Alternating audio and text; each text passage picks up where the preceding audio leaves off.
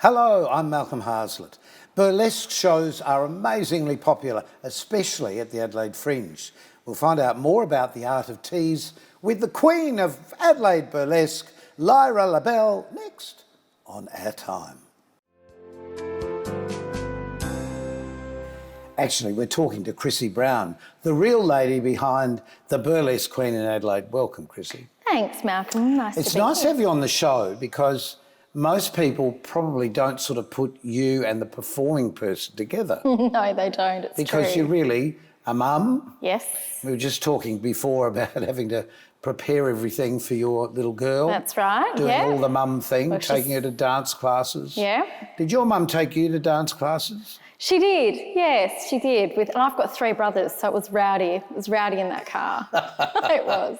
They didn't dance, did they? No, they didn't. They probably could have done, but I don't know. But you were really keen because you sort of taught yourself a lot of stuff as well. I did. I'm almost completely self-taught. Yeah, I am. My mum was a single mum with 4 kids, and football and cricket was, take up most of the time. It took up a lot of the time. Yeah. So did a little bit of jazz ballet and then was largely self-trained from 16.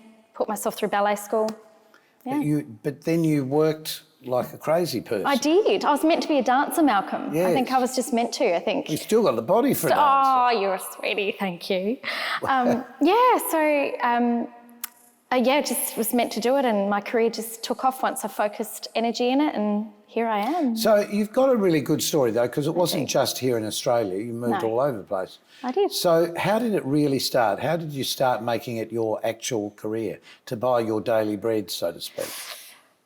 I was a nightclub dancer. So I started when I was 17, slightly underage, but back then you could get away with it. Remember? You should do that. You just used to get away with it. And I won a competition dancing on a podium at the Big Ticket, which is really showing my age over here. The Big Ticket. Do you remember the Big Ticket? No, I was too young. Yes. So I won a competition at the Big Ticket, and then it actually just started from there. I got headhunted by Planet. Started dancing the Planet, Heaven. I was for people here in certainly people in Adelaide will remember. People in Melbourne, I don't really know the equivalent in Melbourne, but that was part of that sort of disco nightclub scene. Oh, it was huge. It was sort of the mid-90s into the mid-2000s. And many love affairs would have started. Oh my gosh, so mainly with other dancers for me. Like, they were the ones that could keep up, I guess. But yeah, it was back in those days, it was nightclub dancing, people on podiums. That's what happened at these super clubs. So that's actually how I started, yeah. And when you see things sort of in movies and stuff in retrospect of that time, you think, oh, what a pity it was real then, wasn't it? I know, they were the good old days. People really went out, saw people do things. They did. Joined in. They did. It was a real atmosphere. It was so much fun. But you didn't stay in Australia? No, I didn't, no. So I moved to London, first off. I moved to London in 99. And I ended up really quite successful in the dance scene there. I was doing backup dancing. They used to call it PA. I'm not quite sure why, but I used to do backup dancing on podiums for big DJs like Carl Cox, and I did stuff for Jerry Halliwell. That was super fun. There you go. Yeah, so I did lots of that sort of stuff, and I danced in. It's not good when you can name drop. I know, name drop. Everyone would know. Yeah, it was an incredible time. I used to dance at Ministry of Sound and a place called Crazy Larry's, which Prince William used to come to all the time, and I used to give him eyes. He ignored me, but I would still try. I would still try. So that was. Oh, I love that. So, I didn't know that story. I didn't tell you that one. No. It's true though. He was very handsome. So, why did you move out of London? I got homesick. I just was homesick. I was working. I always had another job as well, because you know what it's like as an artist, you can't survive. So in London, I was working as an executive assistant quite high up in IT. And it was a fab job, but we lost our office in September 11. Our head office in New York, and it all fell apart from there.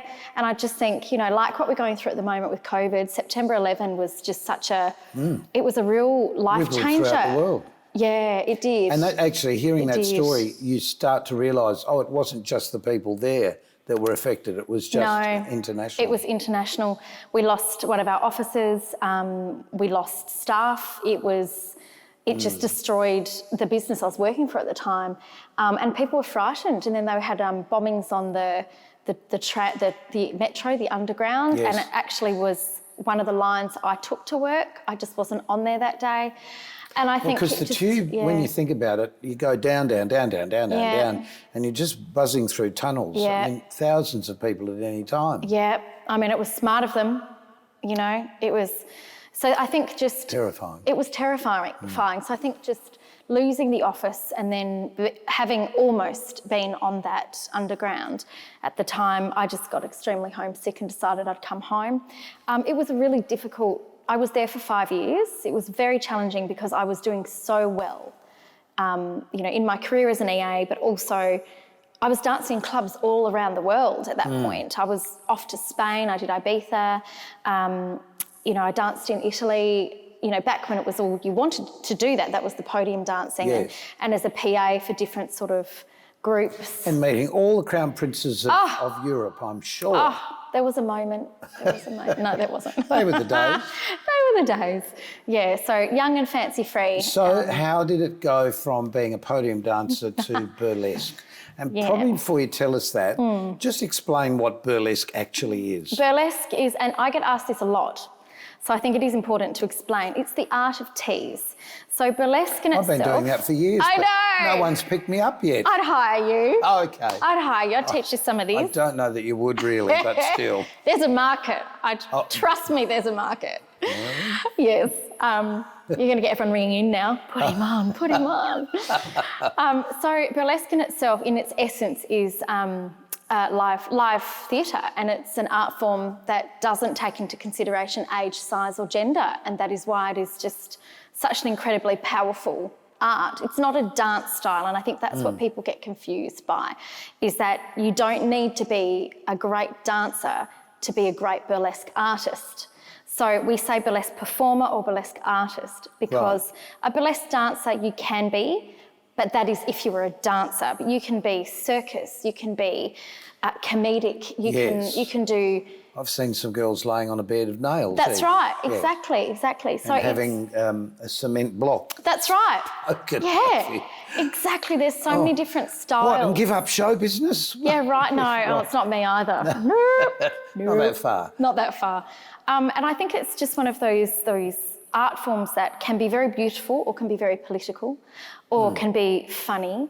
And it's an empowering art form for its audience as well as the people performing, because there is no stock standard size. In fact, we are against that. Body size? Well, yeah, I mean, in my school, which I run, Hot Sauce Burlesque, we don't even talk about body. It shouldn't even be a thing. But the beauty of it is that you're essentially, you know, teasing the audience or peeling away layers. And but it's not necessarily stripping either in that sense of the word. Because stripping, most people take everything off. Yeah, look, it's slightly different. It is slightly different. It's still stripping. It is, and all power to the exotic strippers. It is still stripping, but it is done in a way that it is more of an art form and about what you want to give to your audience. Well, a story mostly. It's a story. It's a story rather than, you know, in the clubs, which there's such an incredible place for them. I'm very pro strip clubs. I think there's a place for them. But it's very different, whereas what we do is an art form and what they do is performing for other reasons. Yes. You know, no, so I understand it that is completely. different, but we still come sort of from the same family. Pardon? There's hope for me There yet. is hope for you yet. But in because there are boys that do it as well as girls. Gosh, yeah. There's boylesque absolutely. and burlesque. Well, there's boylesque, burlesque, manlesque. There's lots of lesques. Oh, is there? There's lots of lesques. How about old man lesque? Yep, that's a market. I tell you, it's a market. It is. I can turn anything I into a suppose market. in my sort of age and world, we think back to people like Gypsy Rose Lee, who the show Gypsy, both the movie and the stage show was sort of written about. Yeah. And her storyline that she was the ugly duckling in the family, but she was the one that ended up saving the family in the end. She did. I love the story, and I love Gypsy Rose Lee, and I think what she did was fascinating. Oh, her story. Yes. So fascinating, and her life the whole way through. you know, she's such a great example of a burlesque artist because she was a shitty dancer. She was not a good dancer. And, you know, back in the... Well, she didn't want to be. No, she didn't want to be. No, it was her sister that was the dancer. It was her sister who was the queen. And I think, you know, she represents so much of what we do, which is you got to get a gimmick. Cheeky. It was cheeky. You find something that will sort of, you know, tickle someone's fancy, but she owned it. And I think that's what a good burlesque artist does, is that they own it and they own themselves. So most burlesque acts are how long?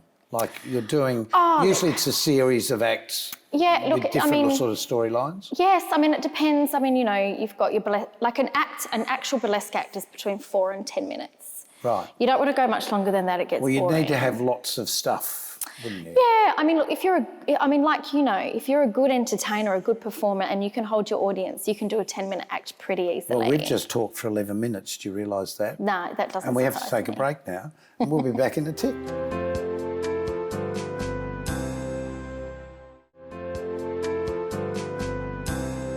Welcome back. We're talking with Chrissie Brown, who's better known as Lyra LaBelle.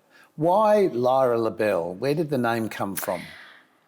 Oh, that's a good question. Is it more like, and now here she is, the stunning, the beautiful Lyra LaBelle? Well, let's just... Or is it, and here's Chrissie Brown. Yeah, exactly. Here's Chrissie Brown, Chrissie Susan Brown. Like, no, that's not glamorous at all. Well, you could start a whole new thing of... Just... name. Of boring just names? No. So Lyra LaBelle came about because I started burlesque and I started in a very strange way, which I'm sure I'll tell you about in a minute. But Lyra came by, I needed a stage name. And I started off as Kitty. Kitty? Kitty Kemble was my stage name. Oh, okay. And Sound then... like cat food. Yeah, exactly. Yes. It did like kibble, exactly. It did, yeah. And there were so many kitties at the time. So I started burlesque about 14 years ago. 12 years ago. It was a long time now. I've forgotten. Oh, I don't know, a long time. And it was all Kitty and Scarlet. And so I just thought, oh, Kitty. But then I thought, no, I'm going to take this seriously. So I came up with Lyra because Lyra is a name from a book, The Northern Lights by Philip Pullman. Right. And I'm an avid reader and I loved that series and I loved the character of Lyra. She was sparky and cheeky, and that's who I am as a burlesque artist. And also, I wasn't sure if I would ever have the chance to become a mother at the time. And I wanted to that was the name I chose for my daughter, Lyra. Oh, right. So then at the time I was like, I don't know if I'm actually going to have children. And so I thought, well, I'll take it myself. And then the Lyra is also a star in the sky.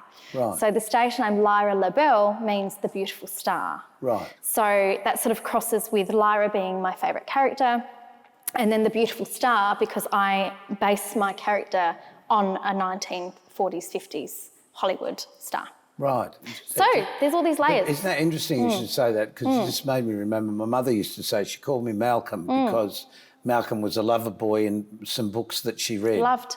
Yeah. She missed out there. Books stay with you.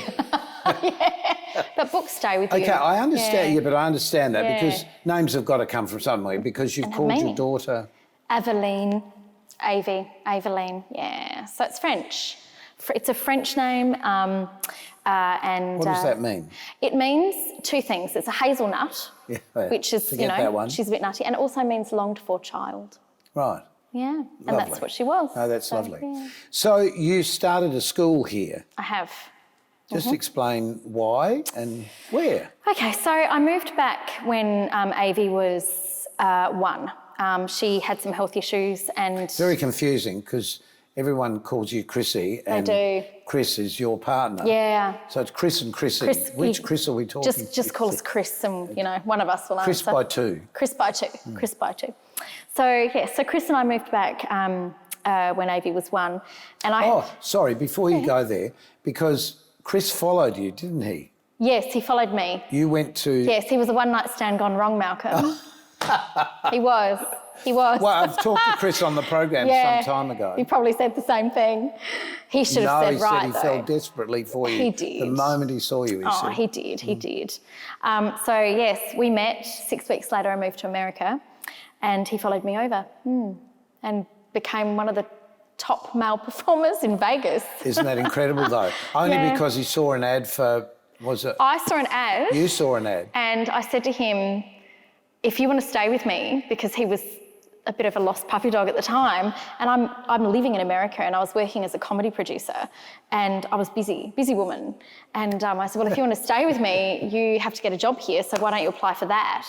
And it was Thunder from Down Under. Thunder, yeah. And he, you know, he's a trained dancer, obviously, and he's got a rig. He's got a rig. He's got muscles. He's got muscles. But he's also a trained actor. And He is. He's an incredible working actor. in the State Theatre Company. Oh, he's busy. He's about to movies, head everything. off for a tour around Australia doing The One, or You're the One. The One, I think it is. 2-man show around Australia, leaves in a week.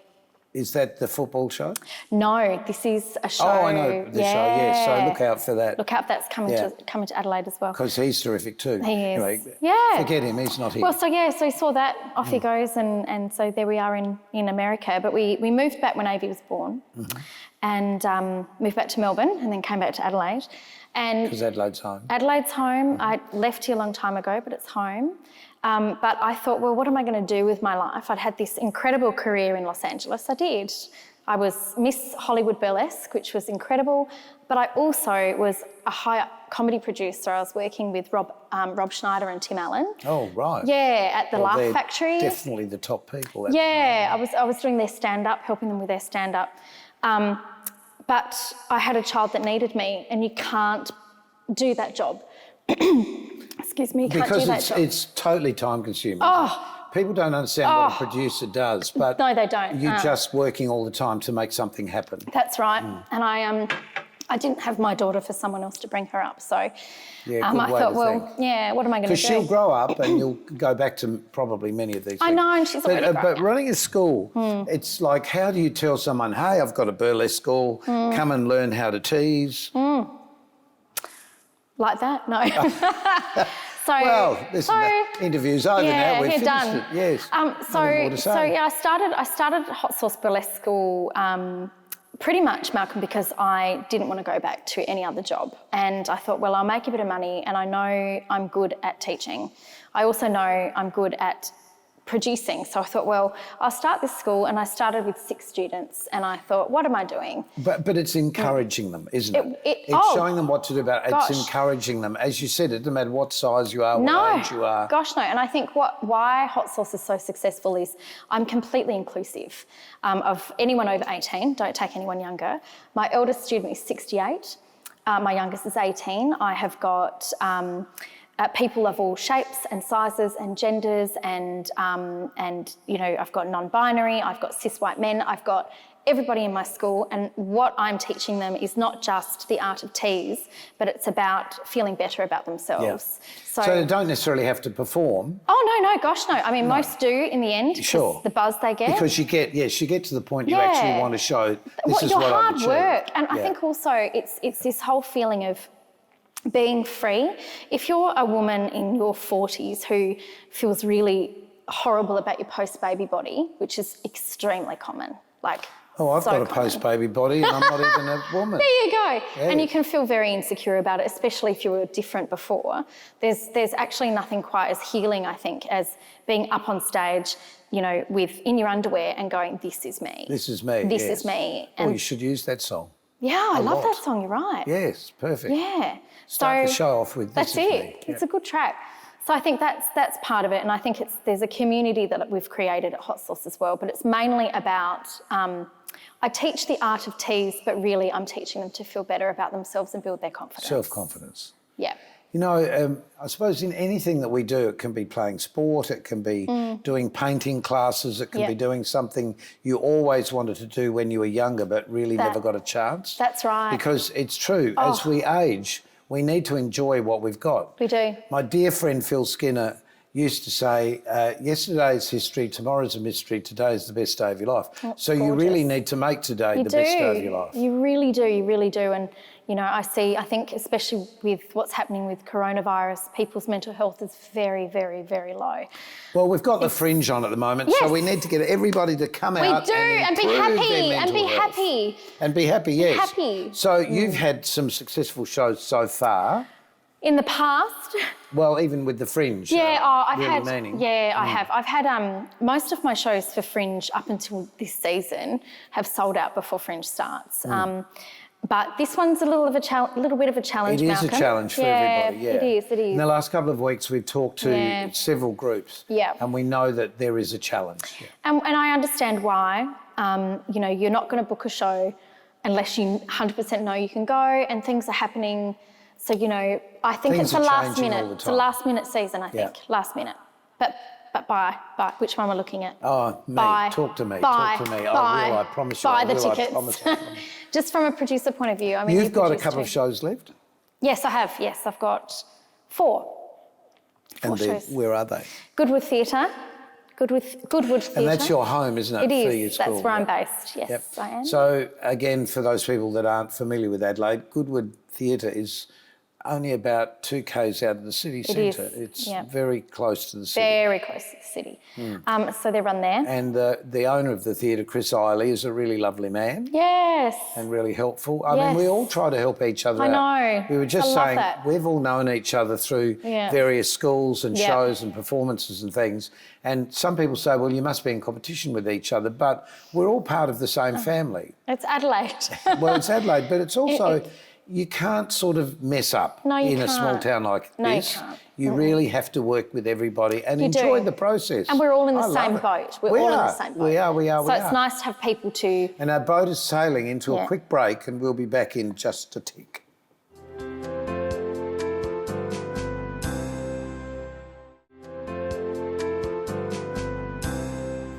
Chrissie Brown has been a special guest on this episode of OurTime, better known in the industry as Lyra LaBelle. a fabulous burlesque queen here in Adelaide who's worked all over the world as a dancer. Did you burlesque in America? I did, yes, I did. Is that where it sort of started? Or It in is. the It is UK? actually where Lyra became made. Oh, okay. So I started here in Australia, but it was America that I did very well over there. So how did it start? Did you have like a storyline or a character that you first performed as? Or was there somebody you saw that thought, that's for me? How I started was I got asked by someone who ran Miss Burlesque South Australia to enter because she knew I was a dancer and she didn't have enough people. It was at my theatre, I think. It was. Oh, goodness. And I won Miss Burlesque Adelaide. You did? I did. That was a million years ago. That was you? Yes, it was me. Goodness. Yes, so that's how it started. And then I created an act. And my award-winning act, which I did at your theatre, was an act, Lion Sleeps Tonight, Right, where I was dressed as a lion. right. To Lion Sleeps Tonight, you know, the wind I away, do. Wim yeah. away, wim away, wim away.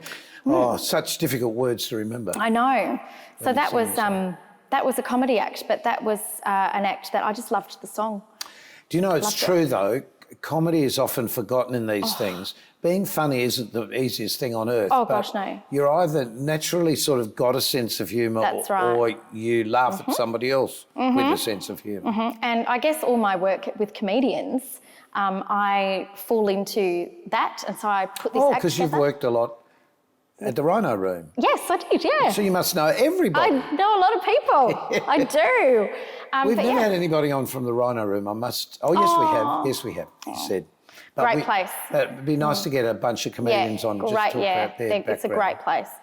So if somebody is really interested in building their self-confidence, maybe going on to perform a little, has always wanted to do something, doesn't mind showing a bare shoulder or a bit of thigh, what should they do? Come to me, Hot Sauce Burlesque. Okay.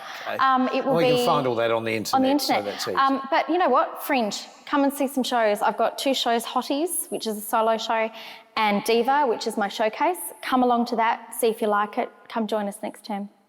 And know that you could be part of that. Yep, it's good fun. Well, good advice. It's just lovely hearing people talk positively about the things that you can do just for fun, really. Just isn't for it? fun. Just for fun. Yep, just So thank you so much for being part of Thanks. our time this time. having me. Until next time, we just need you to come back and see us. So keep yourself nice till then.